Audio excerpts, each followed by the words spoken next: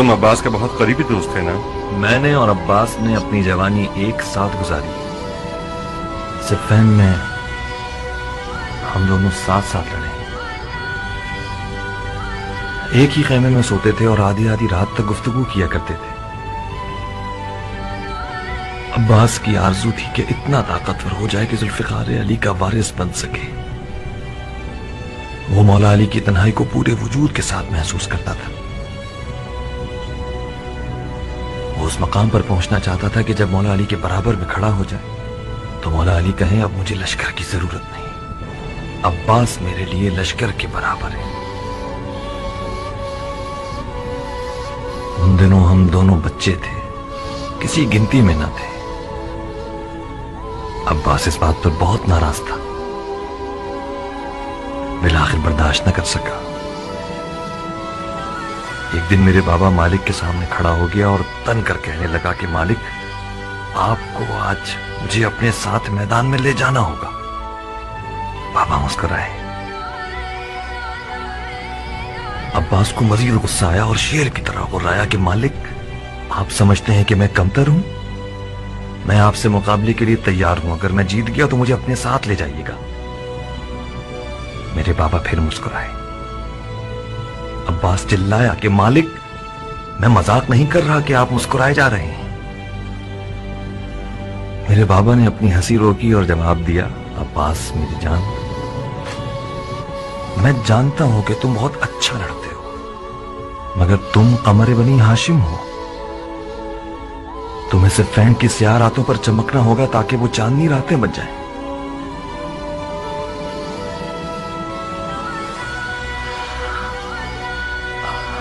अब्बास ने जब ये ताबीर सुनी तो खामोश रहा। नकल है कि जब अब्बास अलकमित पे पहुंचा तो शदीद प्यासा था, मगर उसने पानी नहीं पिया।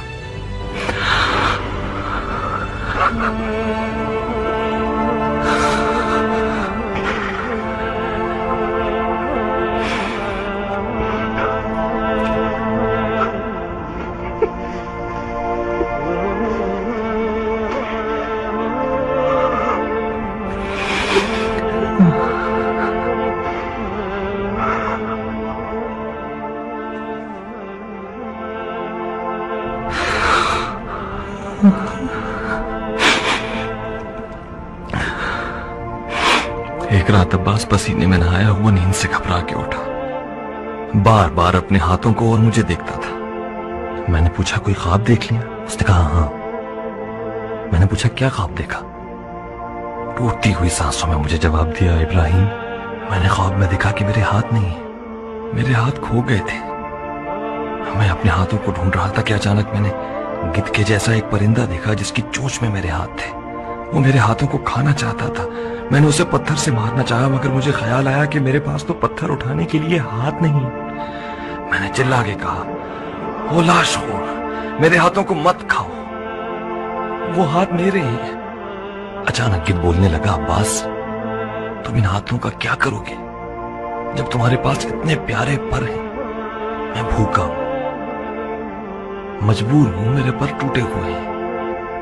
तुम्हारे हाथ मुझे सैर कर देंगे।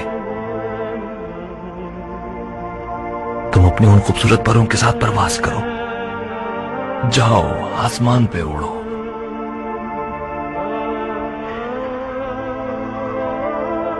जब मैंने सुना कि अब्बास के हाथ काटे गए तो उसके उस रात वाले ख्वाब की हिकमत को समझ गया।